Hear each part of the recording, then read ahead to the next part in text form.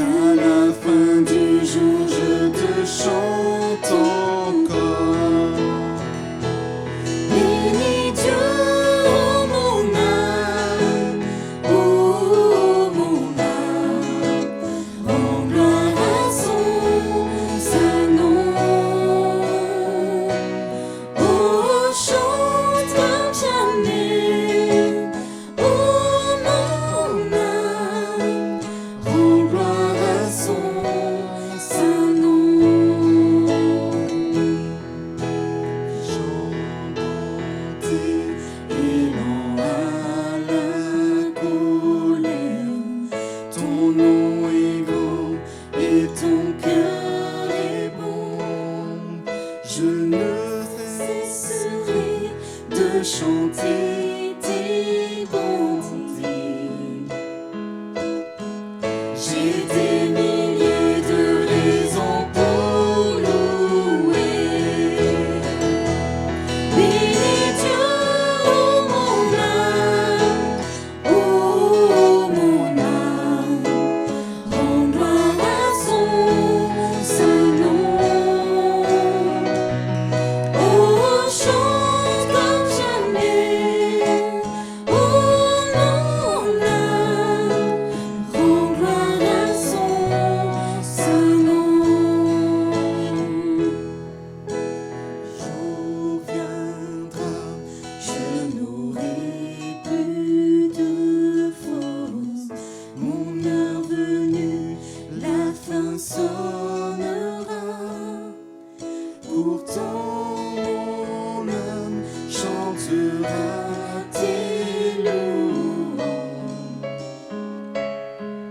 Pendant des milliers d'années, oui, sans fin. Bénis Dieu, ô mon âme, ô mon âme, rends gloire à son saint nom.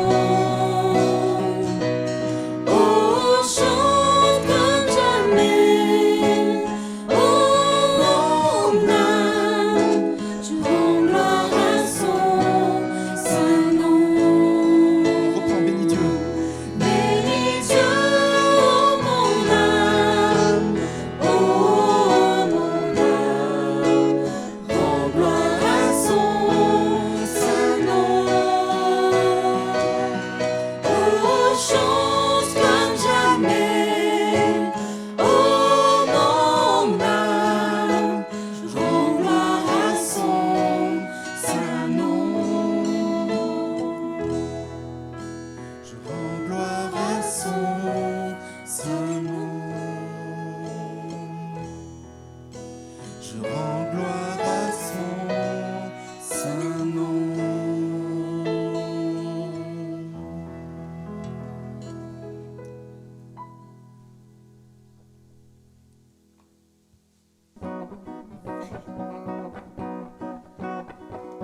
L'Éternel est mon berger, de rien je ne manquerai. Ô mon âme, chante mon âme, pas à pas il me conduit. Au bord des eaux calmes je le suis. Ô mon âme, chante mon âme, lui toujours le bonheur et la grâce m'accompagneront devant sa face. Dans sa présence, tellement de joie, tellement de joie. Et tant qu'il se trouve auprès de moi, aucun mal, mon âme, tu ne craindras. Et dans son temps, je reviendrai, je reviendrai. Et si je traverse encore la vallée de l'ombre de la mort, ô mon âme, chante mon âme, puisqu'il m'aime le premier. Non, rien ne pourra me séparer de son amour, de son amour.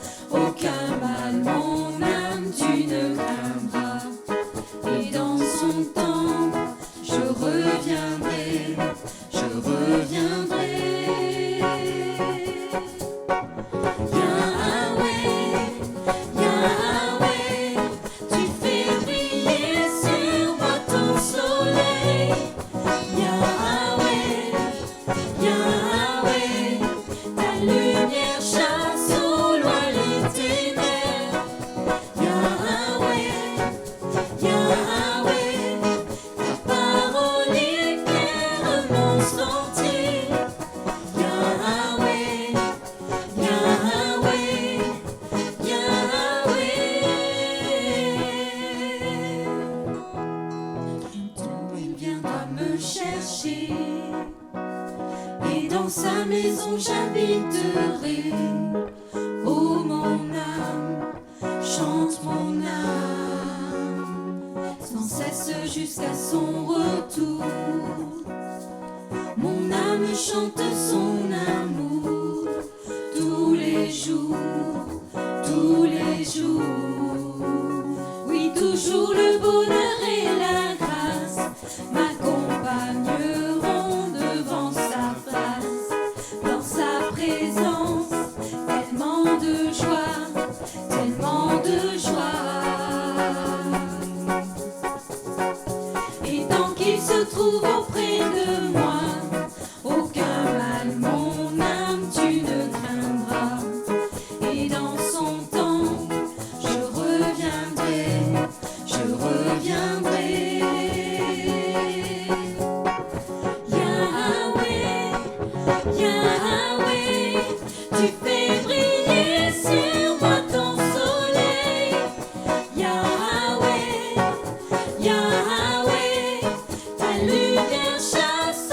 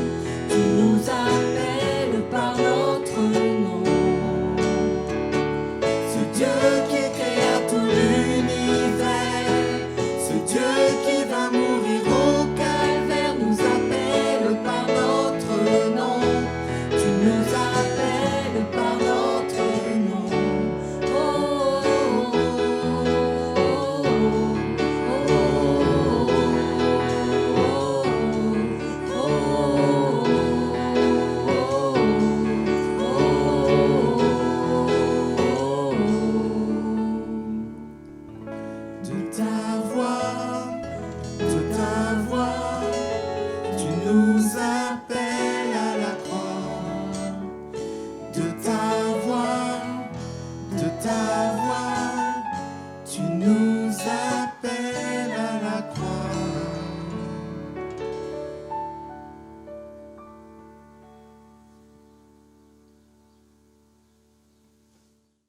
Bonjour à tous, très heureux de vous retrouver ce matin.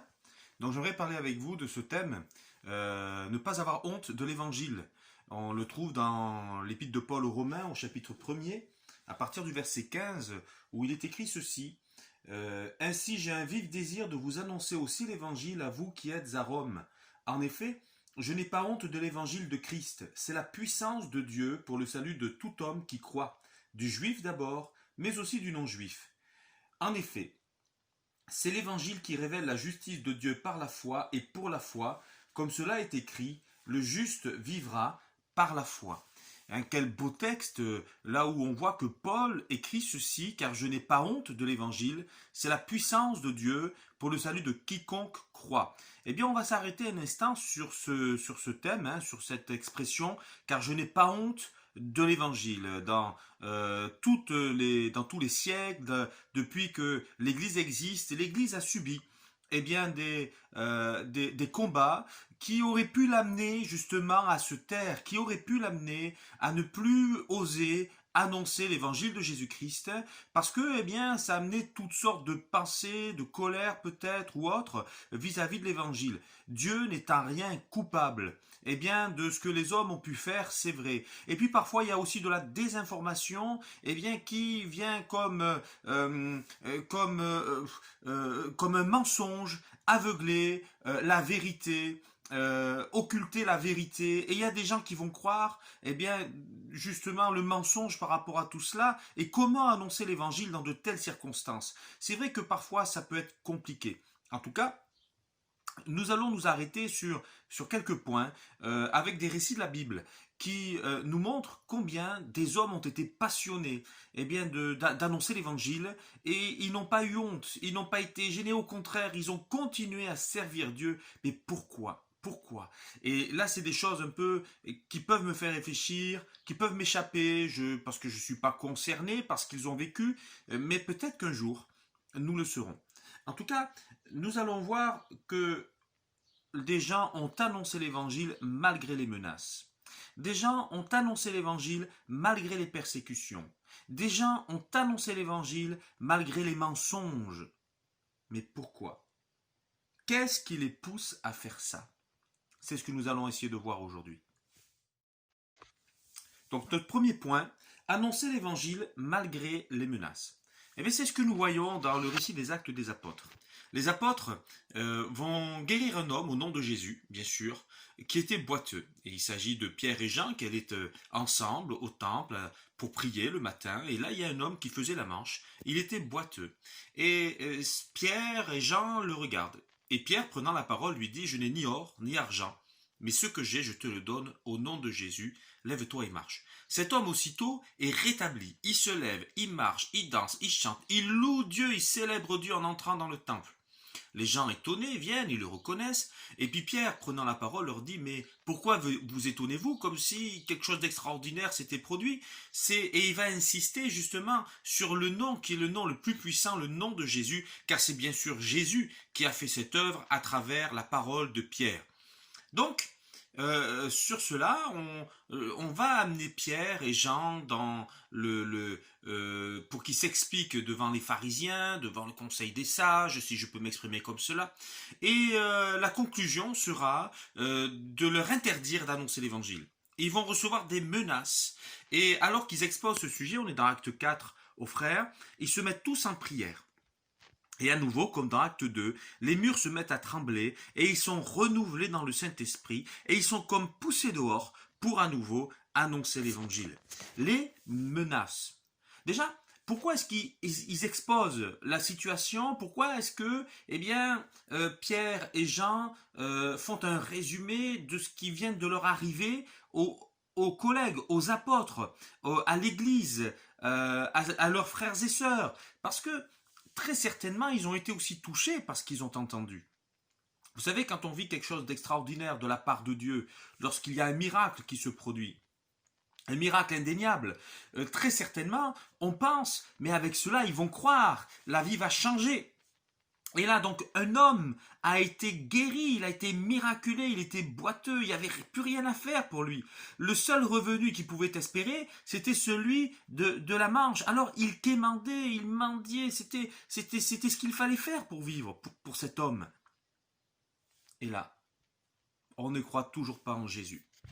Jésus qui a été crucifié, lui qui faisait des miracles, des guérisons, qui chassait les démons, qui avait un enseignement juste, plein d'amour, lui qui nous a montré le Père, qui nous a révélé le Père, eh bien Jésus, on l'a crucifié.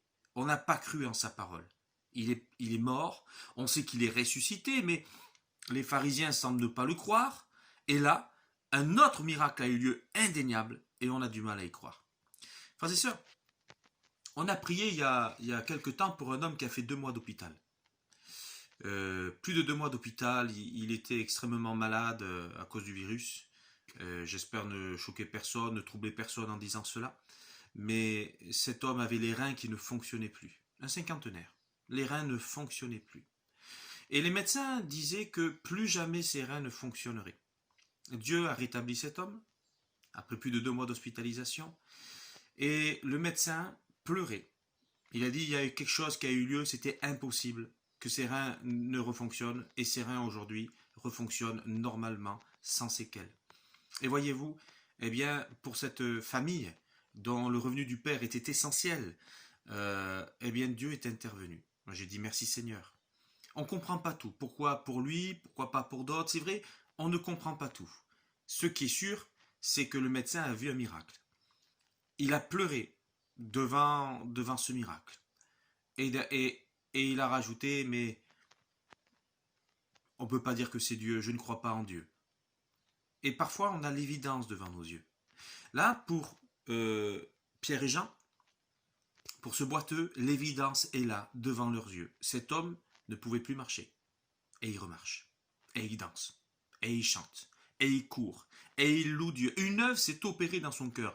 Ne pouvait-il pas espérer que les pharisiens, eh bien, qui étaient si rebelles, se convertiraient? Eh bien non.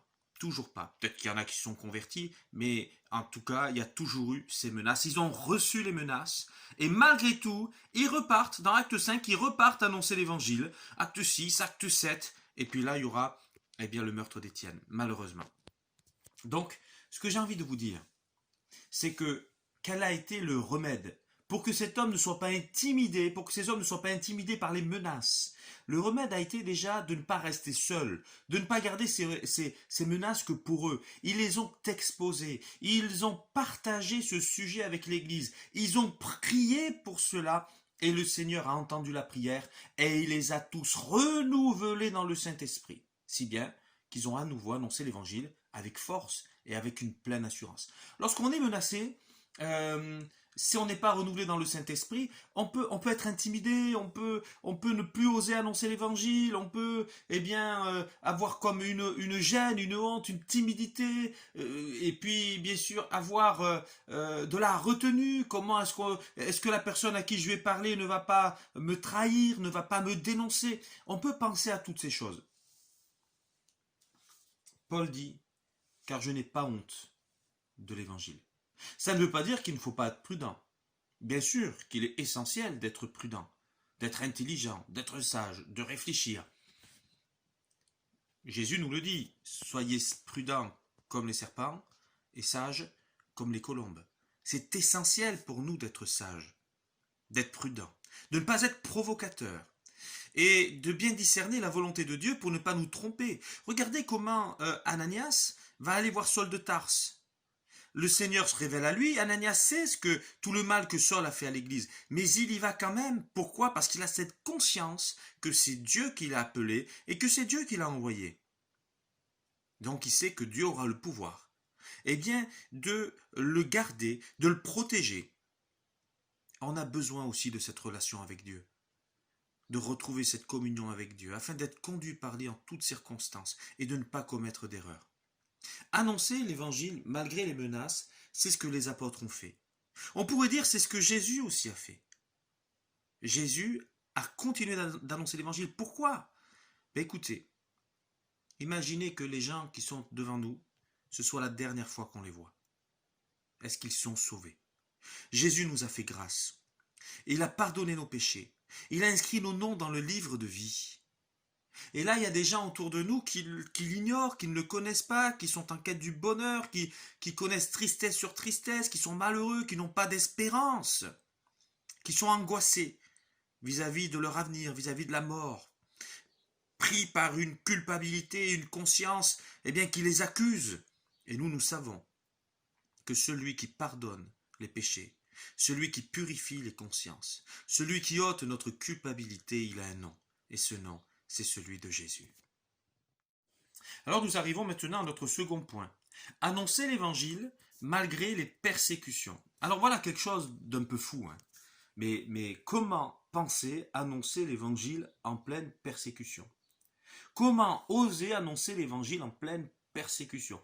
Je ne suis pas concerné, je n'ai jamais été concerné par cela. On peut vraiment remercier le Seigneur d'habiter en France, qui est un pays libre, dans lequel, réputé d'ailleurs pour les droits de l'homme. Mais il y a des pays aujourd'hui dans le monde où l'Église est persécutée. Il y en a plus de 50. Et ces gens, ils sont courageux, ils sont vaillants.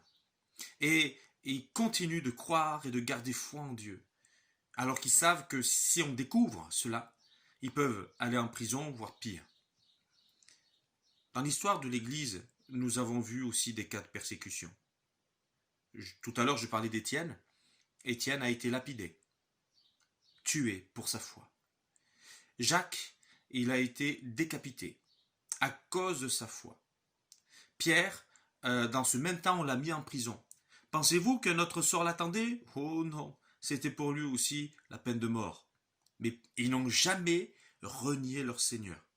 Dans l'histoire de France, nous savons qu'il y a eu, pendant la période des anabaptistes, une persécution où des gens comme Jean Hus ont été brûlés.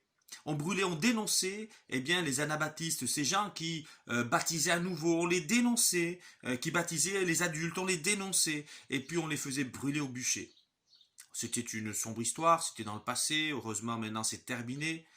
Mais combien ça a été pénible, combien ça a été douloureux, combien de Français ont fui pour sauver leur vie. Et ces gens, alors qu'ils étaient sur le bûcher, ils chantaient des cantiques, ils louaient le Seigneur, tout comme Saul de Tarse, devenu Paul, avec ses amis, en plein voyage, ils sont en prison, on est dans Acte 16. Et là, qu'est-ce qu'ils font? Ils chantent des cantiques. On aurait pu lui en vouloir à Paul, après tout, c'est sa faute si on est en prison. Paul, après 3 jours que cette dame qu'on appelait la femme Python les suivait en disant ceux-là sont les vrais serviteurs de Dieu, il en avait plein la tête, il chasse l'esprit qui est en elle, et on le met en prison. Donc déjà, s'il n'avait pas chassé l'esprit, il n'aurait pas été en prison, lui et ses amis. Paul, c'est lui qui fait un rêve, où il voit un Macédonien qui dit viens, secours-nous. On l'écoute, on va en Macédoine, et là, on finit en prison. On aurait très bien pu lui dire, mais Paul, la prochaine fois, tes rêves, garde-les pour toi, Comment vous et moi aurions-nous réagi avec tout cela? Aurions-nous eu de la colère vis-à-vis de Paul? Aurions-nous été énervés vis-à-vis de Paul? Aurions-nous eu de l'amertume, de la déception vis-à-vis de Paul? Les frères et sœurs qui étaient avec lui ne l'ont pas accusé. Ils vont chanter des cantiques. La Bible nous dit que alors qu'ils chantent des cantiques, le geôlier dormait, les murs ont tremblé à nouveau. Dis donc, les murs tremblent souvent. Les murs ont tremblé, les portes se sont ouvertes. Les geôliers se réveillent, il voit les portes ouvertes, il pense que tout le monde s'est échappé. Il va sauter la vie parce qu'il sait que c'est la peine de mort et il vaut mieux se sauter la vie lui-même plutôt que de laisser les autres lui ôter. Et là, Paul lui dit, ne t'ôte pas la vie, nous sommes tous là. Le geôlier étonné écoute Paul et il se convertit, lui et sa famille. Voyez-vous, il y a parfois dans certains pays des persécutions, dans les récits de la Bible on voit des persécutions, mais Paul ne se décourage pas. Paul n'abandonne pas la foi. Paul ne renie pas son Seigneur. Au contraire, il chante des cantiques. Peut-être que toi qui m'écoutes, alors que tu es dans ce pays libre, tu as voulu donner ta vie à Jésus et tu as subi des pressions, peut-être même des menaces. Tu savais très bien que si tu n'écoutais pas, peut-être parce que tu as une autre culture, je ne sais, mais quelque chose de terrible allait t'arriver. et tu t'es comme découragé, eh bien le Seigneur est celui qui veut te renouveler, te rétablir, te guérir intérieurement. Et un des moyens qui a été utilisé par Paul pour ne pas se décourager, c'était chanter des cantiques. Et parfois il est bon pour nous chrétiens aussi, enfin parfois, c'est pas que parfois, c'est souvent, de louer le Seigneur aussi par le chant. Ça nous renouvelle, ça nous fait du bien. Et puis ça plaît à Dieu. Il est bon de prier, c'est ce qu'ils ont fait dans Acte 4, après que Pierre et Jean aient exposé leur situation suite aux menaces, mais il est bon aussi de chanter des cantiques. Et c'est ce qu'ils font dans Acte 16, alors qu'ils sont en prison. Ils chantent des cantiques. Je parlais des anabaptistes tout à l'heure.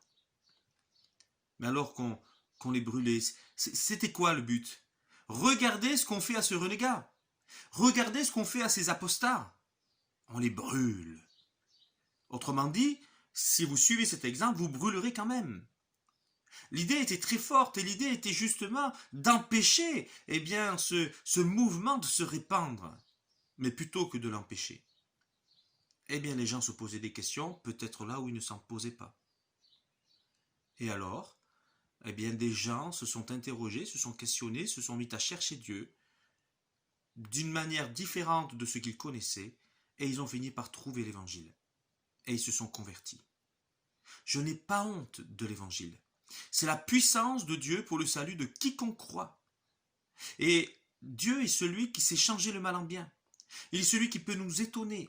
Parfois, il permet des situations, nous on ne les comprend pas, ça pourrait nous décourager, ça pourrait nous décontenancer, mais le Seigneur le permet parce que derrière, sa gloire apparaît, il y a quelque chose de plus grand que ce que nous connaissons, que ce que nous imaginons. Dieu est le maître souverain. Puisse-t-il avoir toute la place en nous, dans notre cœur, dans notre corps, dans notre esprit, pour nous amener à une obéissance parfaite. Il est le maître souverain. Amen. Alors un autre point, c'est annoncer l'évangile malgré les mensonges. Vous savez que ça c'est vraiment terrible. Lorsqu'il y a des mensonges qui sont dits sur nous, sur l'Église, sur les pasteurs, sur les chrétiens, le mensonge a un effet vraiment pervers, terrible, et il peut même justement nous discréditer. Le mensonge peut nous donner une sale réputation. D'ailleurs, on pourrait très bien dire la calomnie. La calomnie peut être une source de découragement pour quiconque. Mais comment annoncer l'évangile quand on a été calomnié? Quand on a dit toutes sortes de mensonges sur nous? Les gens se méfient naturellement. Ça aussi, c'est quelque chose qui est arrivé dans l'histoire de l'Église et qui peut aussi nous arriver à chacun aujourd'hui, d'une manière individuelle comme d'une manière collective, et ça peut être vraiment terrifiant, parce que on a et le diable s'en sert pour nous accuser, pour nous écraser, pour nous décourager. Et on pourrait même aller, pour nous pasteurs, en tout cas je vais le dire pour moi, jusqu'à la démission, parce que comment annoncer l'évangile, comme je le disais, une fois qu'on a été complètement discrédité. C'est là quelque chose de terrible à vivre, je l'ai déjà vécu. Je l'ai déjà vécu dans un cadre administratif. Ça a été vraiment terrifiant, et le Seigneur a vraiment changé le mal en bien, et il se passait beaucoup de choses dans ma tête. Mais le Seigneur, il a retourné la situation d'une manière extraordinaire, et vraiment je bénis le Seigneur. Il est celui qui nous relève, il est celui qui nous rétablit, il est celui aussi qui rétablit la vérité. Un homme qui s'est retrouvé en prison, qui a été battu pour cause de mensonges, c'était Paul. On a menti à son sujet. On l'a, du coup, pour apaiser les gens, on l'a battu. Et on l'a jeté en prison, et si Paul n'avait pas été arrêté comme cela, peut-être même qu'il aurait été tué à cause des mensonges des gens qui ont dit n'importe quoi sur lui. Ça se trouve dans les Actes des Apôtres à nouveau. Au moment où le geôlier découvre, alors c'est pas le même qu'Acte 16, au moment où il découvre que Paul et le geôlier, la personne qui est responsable un peu de ce secteur, lorsqu'il découvre que Paul est citoyen romain de naissance, il est terrifié, parce que lui, il l'a acquis avec de l'argent. Donc là, il est terrifié, il se dit mince, mais il réalise qu'il a fait une bourde. Et donc, il veut libérer Paul, mais discrètement, sans faire trop de bruit. Et Paul va dire à cet homme, tu m'as mis en prison, on a dit toutes sortes de choses sur moi, enfin je vous paraphrase, je veux en quelque sorte que tu laves mon honneur. Donc il va falloir que tu rectifies la chose, que tu rectifies la vérité. Et voilà ce que cet homme va devoir faire. Paul va défendre la vérité. Et la vérité, la Bible nous dit qu'il n'y a pas de puissance contre la vérité. La vérité, c'est pas les opinions. Parce qu'aujourd'hui, on est dans une société où on entend beaucoup cette expression, c'est ma vérité, à chacun sa vérité. Mais alors, je crois que la vérité a changé de sens. Hein, parce que si je veux utiliser le bon mot, je dirais c'est mon opinion, à chacun ses opinions. Mais l'opinion, c'est pas ça qui fera avancer le monde. L'opinion peut être source de conflit. On a tous des opinions différentes, mais l'opinion n'est pas ce qui est primordial, n'est pas ce qui est prioritaire. Ce qui est prioritaire sont les faits. Et les faits, eh bien, ils sont indiscutables. On ne peut qui va me dire que le fait n'est pas réel. Voilà, le fait, c'est ce qu'on touche, c'est ce qu'on voit, c'est ce qu'on sent. Et c'est étonnant de voir, eh bien, l'apôtre Jean, quand il écrit sa première épître, et qui parle de l'évangile, qui parle de Jésus, il va dire ce que nous avons vu, ce que nous avons touché, ce que nous avons goûté. Il utilise les sens pour parler de Jésus, pour parler d'évangile. Et nous l'avons senti, nous l'avons goûté, nous l'avons touché, nous l'avons entendu. Enfin, c'est extraordinaire. Jésus, comme nous dit Jean dans l'évangile, est la parole qui a été faite chair, elle a habité parmi nous, pleine de grâce. Jean l'a vu, Jean y a cru, pas que lui d'ailleurs, mais les autres. Et ils ont été touchés par lui. Jésus n'est pas qu'une opinion, la foi en lui n'est pas qu'une opinion. Pour eux, c'est devenu quelque chose de factuel, c'est un fait. Il est vivant. Il est vivant, amen. Il est ressuscité, il est glorifié, il est glorieux. Jésus, nul n'est comme lui, nul n'est comparable à lui. Alléluia. Donc, voyez-vous, je crois que Jésus même, il est dit qu'il est la vérité. La vérité, il n'aime pas le mensonge, il est la vérité. Je suis le chemin, la vérité et la vie. Nul ne vient au Père que par moi. Nous avons besoin de lui. Nous avons besoin de la vérité, nous avons besoin de demeurer dans la vérité. S'il y a parfois des circonstances, des situations qui ne méritent pas nos combats, qui ne méritent pas, eh bien, qu'on s'y intéresse, qu'on s'y attarde, c'est vrai, c'est une perte de temps. Il y a par contre parfois des situations où il va falloir rectifier la vérité. Et c'est ce qui passait, et c'est ce qui s'est passé pour Paul. Il a conscience qu'il est dans l'obligation de rectifier la vérité. S'il ne le fait pas, eh bien, l'évangile sera terni. Hein, l'évangile sera comme empêché d'être reçu par ceux qui vont l'écouter. Paul a cette conscience que les gens ont besoin de se convertir, que les gens ont besoin de découvrir la vérité, que les gens ont besoin de passer de la mort à la vie, des ténèbres à la lumière, que les gens ont besoin de connaître celui qui peut changer le monde. Et s'il peut changer le monde, il peut aussi changer ton cœur. Le christianisme a eu un impact sur le monde entier. C'est extraordinaire de voir cela. On ne peut que dire que la loi est bonne. Lorsqu'on considère les commandements, tu ne voleras pas, tu ne tueras pas, tu ne convoiteras pas, etc. On ne peut que dire que la loi est bonne. Mais aujourd'hui, il y a plus que la loi. Jésus, le Fils de Dieu, est la parole qui a été faite chair, qui habitait parmi nous pleine de grâce, qui est la vérité, et qui vient nous transformer du tout en tout. Peut-être que vous avez connu des mensonges, des gens qui ont menti sur vous. Ça vous a écrasé, ça vous a aplati, ça vous a déçu. Vous êtes déçu par les hommes. Vous fuyez, vous évitez au maximum tout contact, toute relation avec les hommes. Dès qu'on essaie d'aller un peu plus profondément dans une relation, vous vous retirez. Vous n'avez plus confiance. Venez à Jésus. Il va vous montrer que si c'est vrai qu'il y en a qui sont comme ça et dont il faut se méfier, vous pouvez aussi découvrir une vraie famille, avec des hommes et des femmes, qui vous écouteront, qui vous accompagneront, qui prieront pour vous, qui vous aimeront comme vous êtes. Alors puissions-nous ne pas écouter la voix du mensonge, mais écouter la voix de la vérité. N'écoutons pas cette voix du mensonge, qui peut nous amener à nous détester, qui peut nous amener à nous voir comme à rien du tout, qui peut nous amener à nous mépriser nous-mêmes, là où Dieu nous a tant aimés, qu'il a donné pour pour chacun de nous, pour vous, pour moi, pour nous, pour toi, son Fils unique, afin que quiconque croit en lui ne meure pas, mais qu'il ait la vie éternelle. Tu es tellement aimé de Dieu. Alléluia. Alors j'aimerais prendre ce dernier point. Qu'est-ce qui pousse ces hommes à faire ça? Qu'est-ce qui les pousse à ne pas avoir honte de l'évangile, malgré la persécution, malgré les menaces, malgré les mensonges? Il y a même des gens qui m'ont dit que si on avait le coronavirus en France, c'était à cause des évangéliques, ce qui est complètement absurde. Complètement absurde. Mais il y en a qui ont cru. Voilà, une désinformation a laissé planer ce doute, a laissé penser ça. Je me souviens de quelqu'un qui m'a appelé pour savoir, eh bien, si il n'y avait pas de risque à nous rencontrer ou autre chose, mais pas du tout. C'est pas parce qu'on est évangélique qu'on est malade du coronavirus. C'est une désinformation. Qu'est-ce qui a amené ces gens à annoncer l'évangile malgré tout? Déjà, bon, c'est une expérience avec Dieu qu'ils ont vécue qui est très forte. Ça, on est très conscient. C'est que aussi, eh bien, ils ont donné leur cœur au Seigneur et ils ont connu une vraie conversion, une vraie repentance et leur péché a été ôté. Ils en ont pleinement conscience. Et je dirais justement qu'ils ont pleinement conscience de ce qu'est l'Évangile. Et c'est ce que Paul écrit dans Romains 1. Je n'ai pas honte de l'évangile, c'est la puissance de Dieu pour le salut de quiconque croit. Il a conscience que l'évangile est la puissance de Dieu pour le salut de quiconque croit.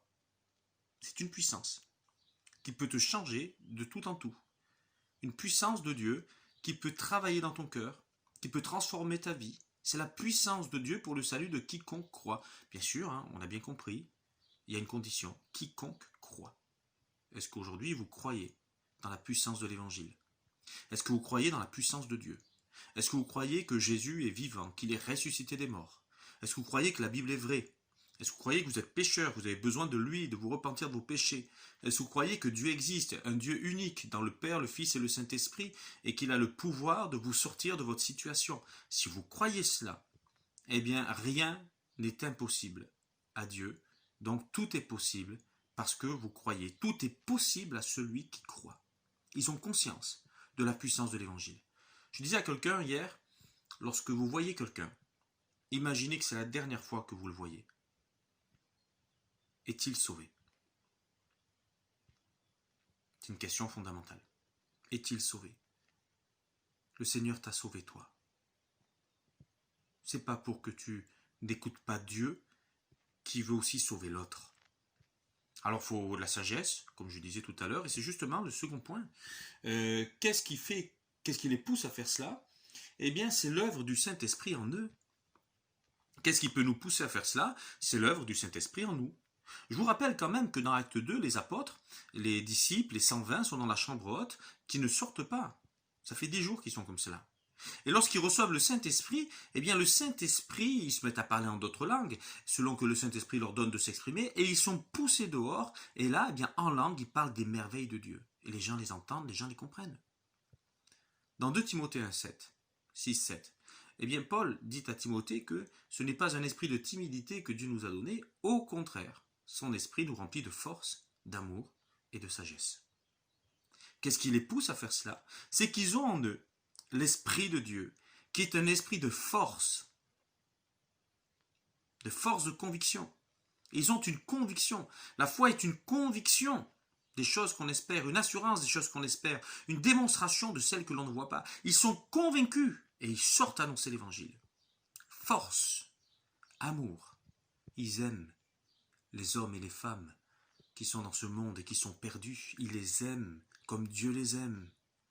Et même s'ils les ont persécutés, même s'ils les ont menacés, même s'ils ont dit des mensonges sur eux, ils les aiment.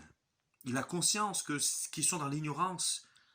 Et ils veulent leur annoncer l'évangile, afin que la puissance de l'évangile puisse faire son œuvre en eux, en devenant des croyants. Force, amour, et aussi sagesse. Pour avoir des paroles de sagesse. Pour ne pas répondre peut-être à la violence à ceux qui usent de violence. Pour ne pas répondre par la menace à ceux qui usent de menaces. Pour ne pas faire tort à celui qui use de mensonges. Sagesse. Peut-être pour choisir le bon moment pour parler. Des fois on veut parler à tout va, mais est-ce le bon moment? Sagesse, justement, pour ne pas se précipiter, mais pour attendre le feu vert de Dieu aussi, pour annoncer l'Évangile. On voit des hommes et des femmes dans la Bible qui étaient remplis, animés du Saint-Esprit en force, amour et sagesse. Et j'ai envie de dire, puisse-t-il en être autant de nous. Puissions-nous, vous et moi, être animés par l'Esprit de Dieu et ainsi être remplis de force, d'amour et de sagesse. Amen. Alors nous arrivons maintenant à notre conclusion, frères et sœurs. Alors que le Seigneur, qui nous a tant aimés, a permis que nous soyons dans un monde qui ne le connaît pas, qui s'est détourné de lui, qui peut-être n'aime pas le message de l'Évangile. À cause de cela, nous avons vu des hommes, des femmes, qui ont reçu des menaces, qui ont été persécutés, de qui on a dit des mensonges. Et malgré tout cela, ils ont continué d'annoncer l'Évangile, réalisant que c'était la puissance de Dieu pour le salut de quiconque croit, et en étant remplis du Saint-Esprit qui a ôté la timidité, qui les a remplis de force, d'amour, de sagesse. Frères et sœurs, puissions-nous aussi plier le genou devant Dieu et attendre de lui qu'il nous remplisse aussi de son esprit et de cette conviction de la puissance de l'Évangile. Que Dieu vous bénisse. Voilà, merci Seigneur pour ta parole, merci pour ce moment que nous avons passé ensemble, merci pour ces écrits qui nous sont restés, qui nous enseignent. Nous voulons Seigneur à notre tour, et je le veux, Seigneur, avoir cette conscience de la puissance de l'Évangile pour le salut de quiconque croit, Seigneur, pour ne pas en avoir honte, jamais en avoir honte, et pouvoir en toutes circonstances annoncer l'Évangile. Seigneur, merci de nous renouveler, ceux qui m'écoutent et moi-même, du Saint-Esprit, afin que toute timidité soit ôtée et que nous soyons remplis de force, d'amour et de sagesse. Merci de faire du bien à chacun, dans le nom de Jésus. Amen. Que Dieu vous bénisse et bonne journée à chacun.